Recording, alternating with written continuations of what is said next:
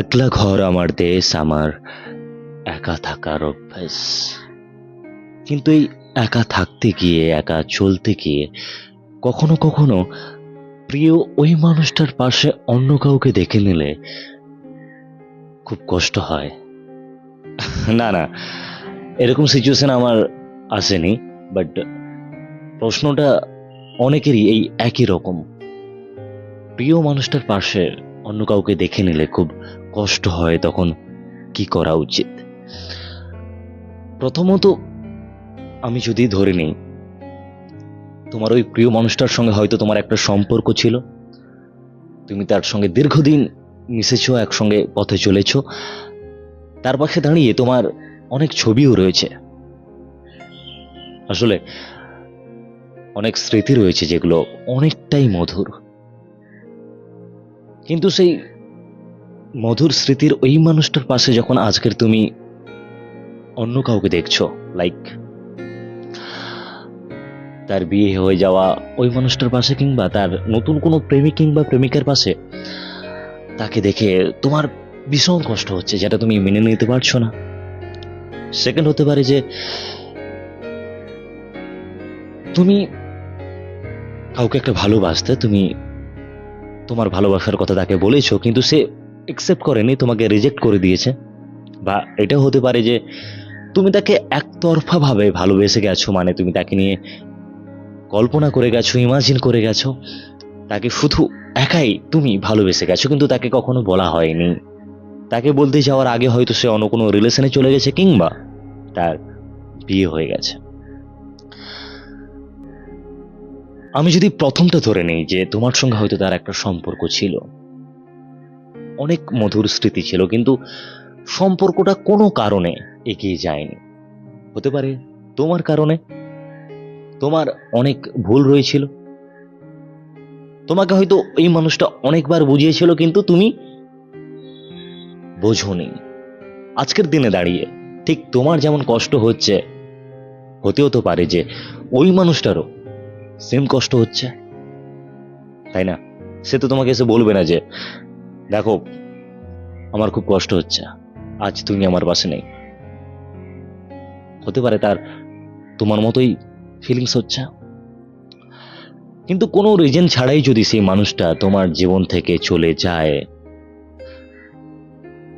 তাহলে তোমার কষ্ট পাওয়া তো বোকামো, তাই না? একজন অন্ধ মানুষ যে লাঠিটা দীর্ঘদিন ধরে ব্যবহার করে এসছে, তুমি যদি তার ওই লাঠির পরিবর্তে অন্য একটা লাঠি তার হাতে ধরিয়ে দাও, তাহলে ওই অন্ধ মানুষটা বুঝতে পারবে যে এটা সে লাঠি না যে লাঠিটা সে ব্যবহার করত। আসলে অন্ধ মানুষরা স্পর্শ বুঝতে পারে, স্পর্শের ভাষা তারাও অনুভব করতে পারে। বুঝতে পারছো? অন্ধ মানুষগুলো তার স্পর্শের ভাষা বুঝতে পারে, কিন্তু এই মানুষগুলো, যে মানুষগুলো কোনো রিজন ছাড়াই সম্পর্ক থেকে বেরিয়ে যায়, এই মানুষগুলোর কাছে একটা হাত হলে হলো, একটা মানুষ হলে হলো, এদের কোনো অনুভূতি থাকে না। এরা স্পর্শের ভাষা বুঝতে পারে না, এরা স্পর্শের ভাষা অনুভব করতে পারে না। তাই এই মানুষগুলোকে নিয়ে তোমার ভাবাটা বোকামো। আসলে আমরা বোকা বলেই তো ভালোবাসি, আমরা কষ্ট পাই, আমরা এই জন্যই ভালোবাসি, তাই না?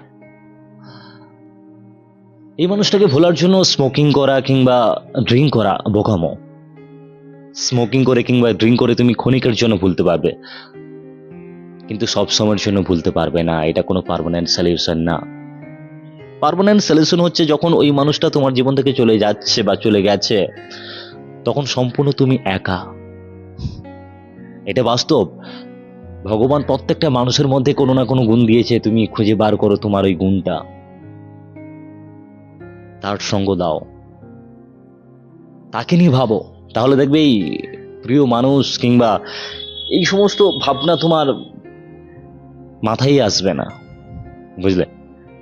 কিংবা এমন একজন মানুষকে তুমি বেছে নাও, যে মানুষটাকে তুমি তোমার অতীতের এই ঘটনাগুলো, তোমার সম্পর্কের কথা তুমি বলো তাকে। আই হোপ সেও তার অতীতের কথা তোমাকে বলবে। এইভাবে যদি দুজন অতীতে কষ্ট পাওয়া মানুষ যদি একসঙ্গে থাকতে চায় তাহলে থাকো না।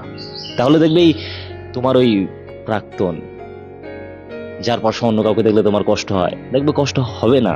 কিন্তু প্রিয় মানুষটার পাশে অন্য কাউকে দেখলে যে কষ্টটা হচ্ছে, এই কষ্টটা ভোলার জন্য যদি তুমি দ্বিতীয় কাউকে বেছে নাও, দ্বিতীয় কাউকে ভালোবাসতে যাও, তাহলে ওই মানুষটা তোমার কাছে অপশন। আসলে ভালোবাসাটা কখনো অপশন হতে পারে না। তাই কাউকে ভোলার জন্য অন্য কাউকে ভালোবাসতে যেও না, বুঝলে? তাহলে এই সম্পর্কে কোনো মানুষই খুশি হতে পারবে না, না তুমি খুশি হতে পারবে, না ওই মানুষটা খুশি হতে পারবে। বুঝতে পারছো? কথা বলো, মেশো, দেখবে আস্তে আস্তে হয়ে যাবে। শুধু মুহূর্তের জন্য অপেক্ষা করো, বুঝলে? কারণ একটা মানুষকে তুমি কতদিন আর মনে রাখবে? একটা সময়ের পর তো তোমাকে ভুলে যেতে হবে, কারণ এই তো কিছুক্ষণের একটা জীবন, জাস্ট অল্প কিছু মুহূর্ত।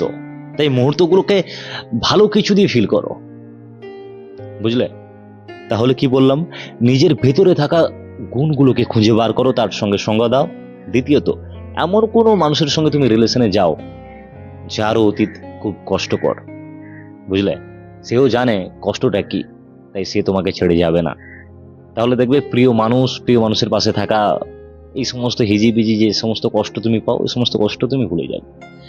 সেকেন্ড যেটা বলেছিলাম, হয়তো তুমি তাকে ভালোবেসেছিলে কিন্তু সে তোমাকে রিজেক্ট করেছে, অ্যাকসেপ্ট করেনি, কিংবা তুমি তাকে একতরফা ভালোবেসে গেছো, তাকে নিয়ে শুধু ভেবেই গেছো, তাকে নিয়ে কল্পনা করে গেছো, তাকে নিয়ে ইমাজিন করে গেছো।